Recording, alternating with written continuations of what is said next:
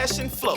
This is Unbillable Hours, a podcast about professional services marketing. Stick around to listen to our insights, tips, and best practices to improve your firm's marketing and even your career.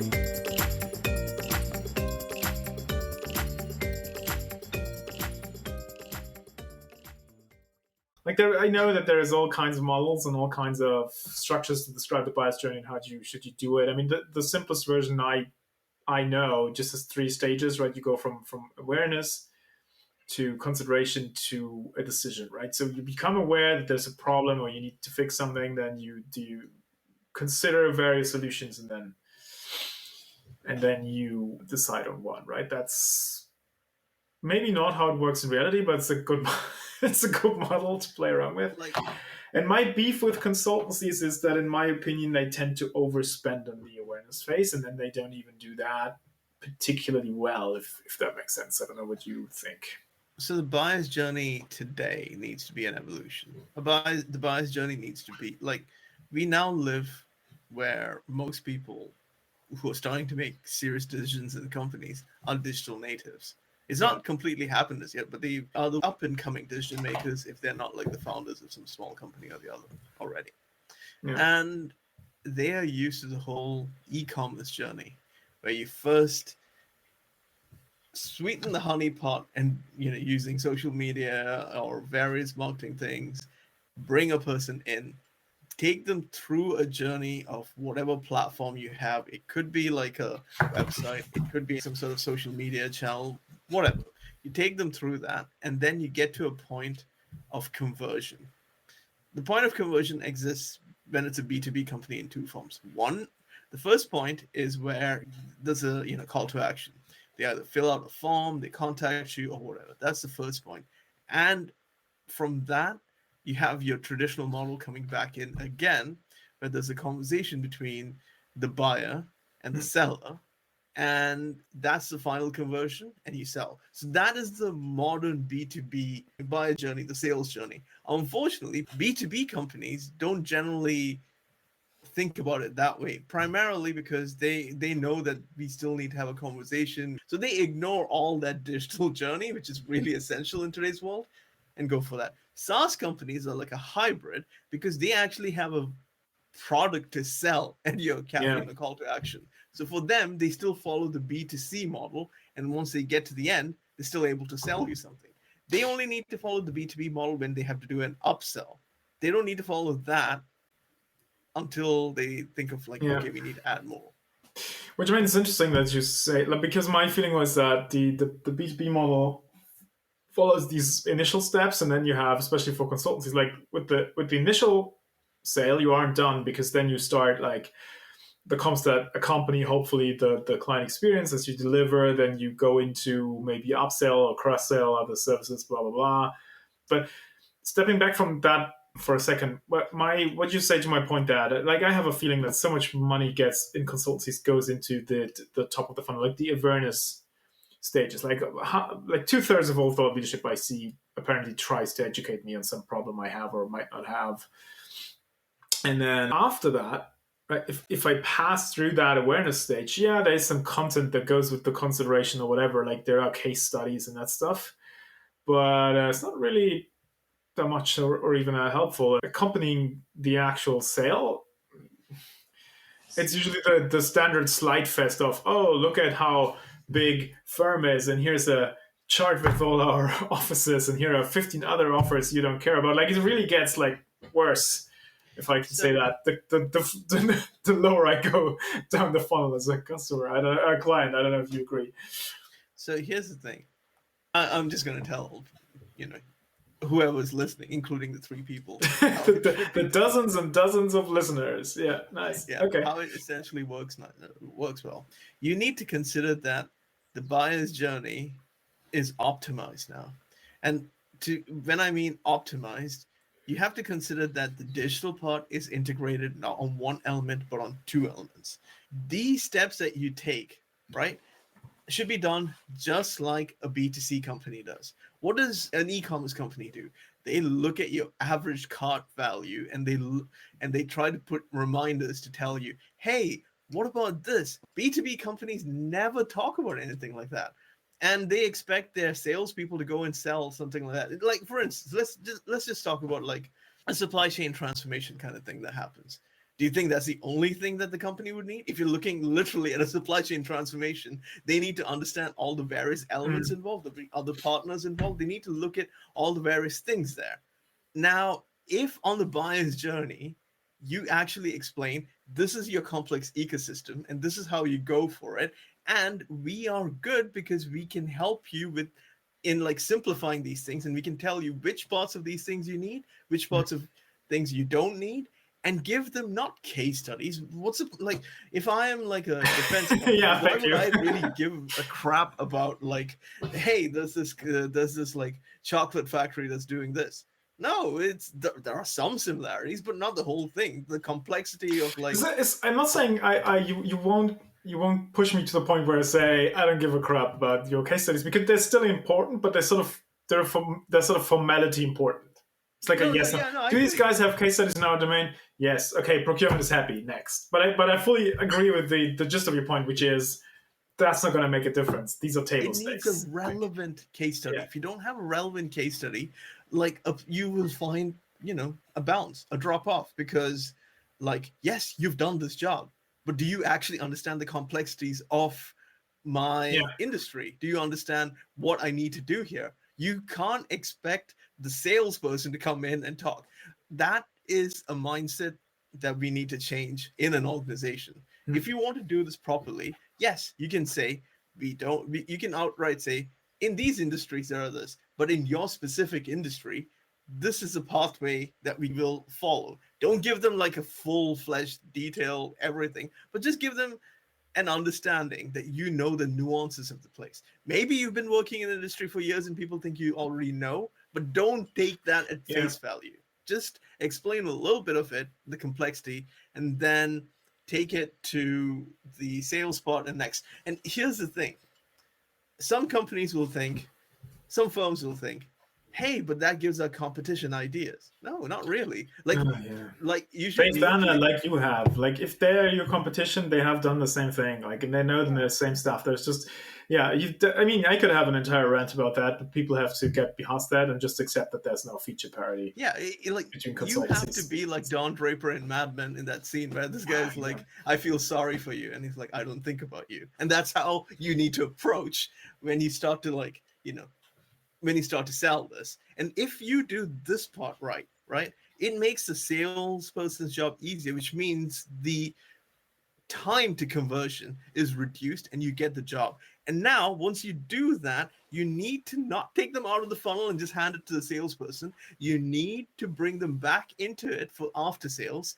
And at that point is where you show Yeah. them the other offerings to do the upsell, because you can't expect a single person to do the whole thing, or a single group of people, because Well, you can, and maybe they succeed, but that is the constraint of your scaling, then, right? That's single that's not digit just growth, no matter how good you are, because it yeah, just it's not doesn't just a go beyond constraint of that. scaling, it also makes you reliant on one person. Oh You yeah, that's cannot true. If they take their book of business elsewhere, yeah, you can't be that like suddenly that. is a problem. Yeah, You that's true. can't be like that very famous dude in MBB who is very loyal still, despite having left. You can't expect everyone to be that way, Yeah, because companies are highly politicized, and these kinds of things work well yeah. when you like add the personal element at points of sale, but make sure that the company has a personalized element too. I wanted to get back into what you just said about the mid stages, or the like looking at intent signals, right? You brought up the shopping cart from e-commerce, and I think that when I say they overinvest so much in the top, the consultancies, it goes into the similar direction which you mentioned with your abandoned shopping cart.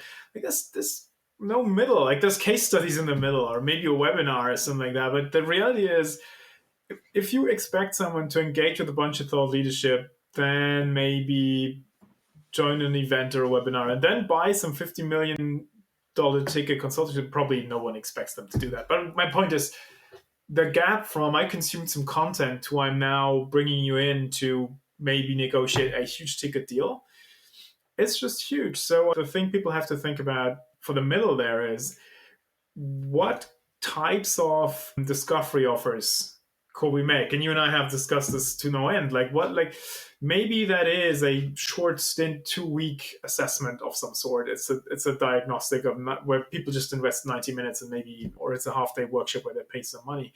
It doesn't have to be much, doesn't have to cost a lot, but it has to give the client the opportunity to vet you past just reading the case study. Yeah. While not committing to the full thing, right? So that whatever the discovery offer is, it has to have value in it by itself. And at the same time, it also should allow you to learn more about them, to see a clearer picture what the problem is. And then maybe, be able to deliver a better experience further down the funnel. And if they take that and they don't buy, to your point of keeping them in the funnel, if they take that and they don't buy the actual thing, that doesn't don't stop there. Just like you said, keep them in the funnel. Oh, absolutely. See, the thing I was just trying to say is that oftentimes when companies buy services from professional firms, it's to accelerate something, it's to reduce costs or make future savings. Companies know this, right? Companies know about this. But here's the funny thing that I've realized, having been on both sides. It's very rare that the company selling actually talks about how they will save money for people. And you don't need to outright say you'll save money, but you can say that it increased, just because you did this, you kind of optimize certain processes and things happen quicker. Or just because you did this, a program that was going to take 5 years is now done in 2, and you've saved costs. Yes, you had to put in a little bit of money up front. Things like that are not really spoken about because people think that everyone knows this. But here's the thing. Companies stay more or less the same, but the people in the companies change. Do you think a new person who comes in understands all of this? But are you saying that they are not talking about the cost savings point often enough? Because I do see that a lot. Well, they talk about the cost savings, like we will save costs like this. Yeah, you can save 10 to 20%. The obligatory consultants, 20%. I can always deliver that sort of thing. Yeah. Yeah, you see the generic kind of stuff, but you don't kind of a specificity is not there, and they expect a person to read a case study to understand the specificity, and that doesn't quite work when you think about it. That is slightly tangential, but since you talked to that point, because I always agree with the way I talk about it is marketing does, in my view, not get to make the value proposition the specific one, because to me there's 2 of them. Marketing can make a generic value proposition, say, well, we do the supply chain transformation, we usually deliver 50% cost decrease and so much, 2x the flexibility or whatever that is you want to go for. That you can do, but to your point, let's not forget, as you move people down the funnel, that is just a generic, promise of value. Yeah. It is not the value proposition that will be specific to that company. A specific value proposition could be, well, we will save you those 15% in your supply chain here, so you can then finally invest into that plant into the Netherlands you were trying to remodel. Yes. Right? So that's where it gets really relevant and specific to the individual client, and that is also something that should happen. Finding out what that might be, what does this project do in the bigger context, also a job for the mid-funnel stuff. And in order for marketing to help with that messaging or to help share it, you have to have some sort of an engagement, which goes back to these discovery offerings, right? If you can bring them in for a workshop, you will learn some things that then can inform the remainder of the campaign. Or to your point, if you then pull them back into the funnel, we can then target them with much more specific messaging or much more interesting case studies. So instead of showing them, oh, here's 50 other companies who saved 50% of the supply chain, saying, here's that one client we helped build a completely new business just based on the savings we delivered for them in their services. I don't know, that sort of stuff. You brought a very interesting point. You talked about customers being informed by the webinars and stuff. And here's the thing. What's really missing to make these effective decisions is business-informed marketing. It's sort of like marketing exists, but to have strategic marketing, just like the customer is being informed, marketing needs to be informed. We've had these discussions before, the 2 of us. Plenty of times when you sit in these meetings with clients is when you suddenly realize oh, here's the value, here's the things that I can do, here are things I can help, here are things that I wish I'd known so I could like help market it better. So while a business is informing an external customer, they need to inform the internal customer of marketing so they can sell better, which is also part of the buyer journey. Yeah, you have to. Well, I mean, you have to be part of it. This is so funny how often I make this mistake myself. Like you set out, and you like just talking about the funnel, just about the awareness stage. You go in and say, okay, here's the problem these guys are not aware of, and here's how, or the perspective we have on the problem we presume they have, of all that stuff that goes into it. And you always start with an hypothesis, and you think what it is, and then you find out that either it was completely wrong. That happens, has happened to me for sure. Yeah. But it's not the most common mistake. The most common mistake I make is like you then listen to how the clients talk about it, and you're like, oh damn it, that's such a better way of saying it. Like they sort of like they try to do what we think they were trying to do, but the way we speak about it is just completely off, and it's not the context. And I'm grappling to find an example, but I think I have examples that we can't talk about. But I can tell you this happens more often than you think, because the language that the client speaks and the language that marketing speaks and the language that business speaks. Yeah, the business speaks. Yeah, I mean, I've been working with different. And here's the kicker: for companies that integrate various systems, they don't realize that the language needs to be integrated too. And to your point, the only way for marketing to find that out is to speak to clients or prospects. There's no way around that. No, that's absolutely. There's no dashboard in the world that tells you that, or maybe there is. Maybe you can run 50,000 versions of betas to eventually land on the thing, or you just ask someone for coffee. Take like 3 minutes, and you have the same result. So that's a vastly underutilized thing, because there's so much technology between the marketing department especially and the customers they talk to these days that just doesn't happen. We could start building measures and metrics to do this. Not measures and metrics where I think people think about all of these things as numbers, but they're not always numbers. I've literally been in an organization where we had to measure how useful our thought leadership was. Yeah. And it's not even a consulting firm. It's like it's basically about knowledge generation. And you're just like, how do you exactly measure it if you're not supposed to use any of the usual measures? That was an interesting discussion for another day. But that is I love that. I even had a guess. I would say, let's just track the amount of responses you get where people thank you for the thing. Mm-hmm. That's it's very qualitative, but I think that I think that is the thing, is often you need that kind of qualitative input to validate what you're doing up front. And then, because if you get the matrix the day after showing you that this day it didn't work, so you know it doesn't work, but you don't have doesn't give you any ideas around what to improve or how to do better. So the creativity often comes in when you start talking to people. Oh yeah, and something that when we speak about the buyer's journey that needs to be implemented is a Kano model of building customer trust and delight. First of all, whatever your business is, you have to identify what you mean by delight more than what you mean by trust. Trust is an easy thing to understand, though getting trust and losing trust are completely different topics. Trust is something that we understand, but we don't quite understand delight. How do you delight your customers? And if you're talking about a buyer's journey, you need to map it to that. Once you map it to that, along with all the points that we've been talking about, then you have very effective kind of sales strategy that fits your marketing strategy.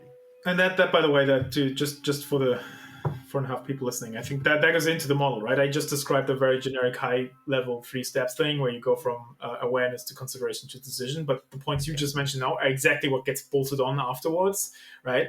So ladder them up, right? Once you sold something, sort of expand, maybe upsell, maybe cross-sell, then delight them, right? That's the 5th stage then, my worship thing. And then maybe at the end of it, turn them into referral sources, which we could do an entire episode around. I did want to get your take on one thing though, because as we talk about those stages of the funnel, the awareness stage even, right, could be maybe split, right? I have to be aware of I have a problem in my business. My supply chain, to your point, needs to be transformed. And then maybe I need to become aware of certain existing solutions. Right? What could we do with this now? And then maybe I even have to become aware of the differences between those solutions. So if we talk about firms, the differences between how they approach this, what services they provide, blah, blah. So I can then go into this consideration stage, right? And I wanted to hear your comment that, even though the consultancies pour so much money on top of the funnel, those latter parts of the awareness thing, they tend to fumble a little bit. Like, you see very little product marketing style marketing of services that really explains, like, here's how we would work with you, here's how our process works. There's some of that, but it's for my taste always never goes far enough.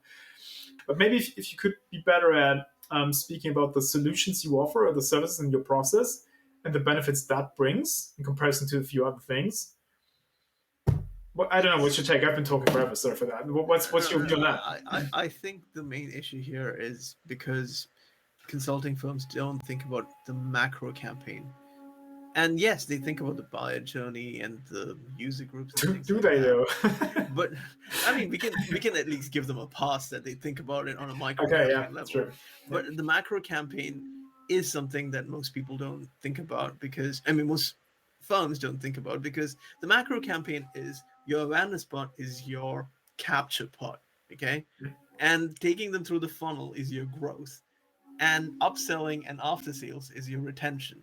Essentially, what happens in most firms is they treat these three as three separate campaigns rather than being part of this macro campaign where you can take them through the whole thing. They do this work, but it's not connected. Because it's not connected, it doesn't offer the actual value, and you're having a lot of gaps coming in between, which essentially prevents them from selling it optimally, and also prevents them from like realizing here's the digital funnel that we really need to look at and how it connects to the whole thing, and here is the physical part, and here's the digital part again, and here's the physical, and how it connects in one cycle. We like most consulting firms have a rudimentary idea of this. They've got their cycle, they've got their service life cycle management and all of that stuff, which fits into this model, but they miss on marketing, because I suppose the truth is they don't quite understand the value that marketing brings and how it can optimize this funnel to generate more revenue. They understand leadership. And I mean that's I think that's what we're always all about, right? You need to do a marketing gap analysis, because that's the only time when you look at it as a holistic picture, because otherwise you're going to take it individually, and then the silos come in, and like you got all the various teams doing their various things, and you talk about integrated planning and connecting and stuff like that. None of that shit really makes sense. You need to look at it holistically to identify the gaps, and then you bring in all the various players. Where your side run here on integrated planning, meaning where everybody plans their own shit and then it gets integrated in a dashboard, which is better than not doing it, but it's not the same as strategic planning.